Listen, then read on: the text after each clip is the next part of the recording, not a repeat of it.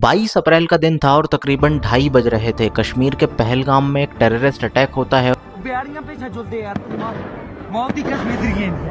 और उस terrorist attack में तकरीबन 26 लोगों की मौत हो जाती है, जिसमें से 24 लोग हिंदू और विदेशी यात्री थे, लेकिन 2 लोग स्थानीय मुस्लिम भी थे। लेकिन एक तरफ सच्चाई ये भी है कि जब टेररिस्ट अटैक हुआ और उन लोगों को मारा गया तो उनसे उनका नाम पूछा गया और उनका धर्म पूछा गया। जैसे ही उन लोगों ने अपना नाम बताया और गैर मुसलमान अपने आप को बताया तो उन लोगों को गोली मार दी गई।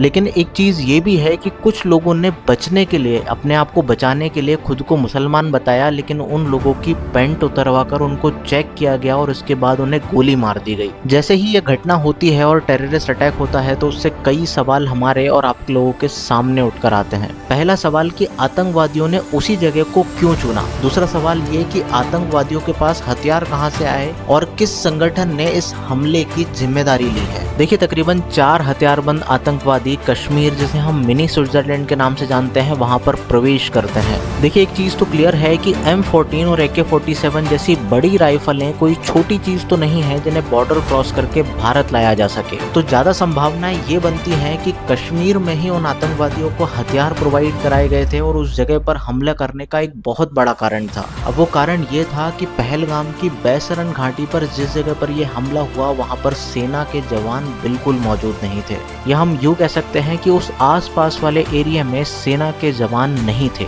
और इसी चीज का फायदा उठाकर आतंकवादियों ने बैसरन घाटी में हमला किया और लोगों से नाम पूछा और उन पर गोलियां चलाना शुरू कर दिया। जिन लोगों पर ये हमला हुआ और जो लोग वहां पर बचे हुए हैं उन लोगों ने ये चीज की पुष्टि की है कि आतंकवादियों ने वैसी ही वर्दी पहन रखी थी जैसी सेना के जवान पहनते हैं। और एक इस वीडियो में आप एक चीज क्लियर देख सकते हैं कि जैसे ही भारतीय सेना के जवान उन लोगों को बचाने के लिए जाते हैं तो टूरिस्ट डर जाते हैं और वो ये कहते हैं कि मेरी बच्ची को छोड़ दो।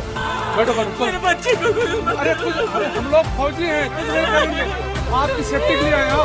टूरिस्ट को यही लगता है कि वर्दी पहने हुए ये लोग भी आतंकवादी हैं और भारतीय सेना इस चीज को क्लियर करती है कि हम भारतीय जवान हैं और आप लोगों को बचाने के लिए आए हैं। देखिए, ये सारी चीज़ें जानने और समझने के बाद भी कई सवाल हमारे सामने उठकर आते हैं कि इन सारी चीज़ों की जिम्मेदारी आखिर कौन लेगा। क्या वो लोग इस चीज़ की जिम्मेदारी लेंगे कि 370 हटने के बाद वो लोग ये कहते हैं कि कश्मीर में शांति है। एक न्यूज़ रिपोर्टर है जो कुछ दिन पहले कश्मीर गई थी और इसने एक चीज़ पहले ही क्लियर कर दी थी कि कश्मीर जैसा दिख रहा है वैसा शांत है नहीं। अंदर ही अंदर कश्मीर बहुत जल रहा है और हमें इस चीज़ को समझने की कोशिश करनी होगी। पहलगाम में जो अटैक हुआ है उसकी जिम्मेदारी कश्मीरी रेजिडेंस नाम के एक आतंकी संगठन ने ली है। बड़ी बड़ी हस्तियों से लेके क्रिकेटर से लेके कई लोगों ने इस हमले की कड़ी निंदा की है, लेकिन प्रधानमंत्री नरेंद्र मोदी ने क्या कहा, जरा आप सुनिए। आज उन सभी की मृत्यु पर करगिल से कन्याकुमारी तक हमारा दुख एक जैसा, हमारा आक्रोश एक जैसा।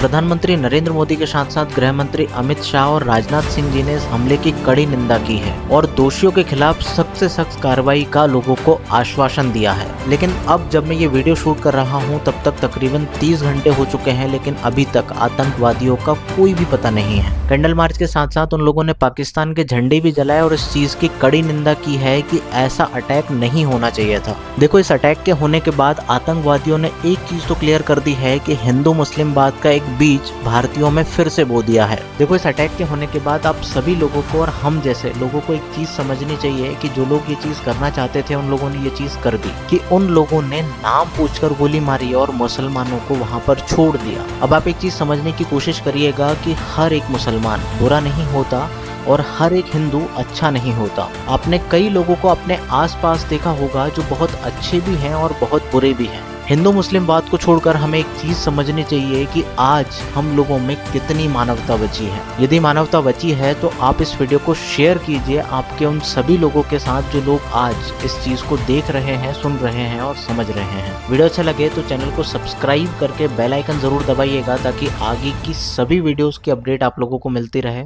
मिलते हैं अगले वीडियो में, तब तक के लिए धन्यवाद।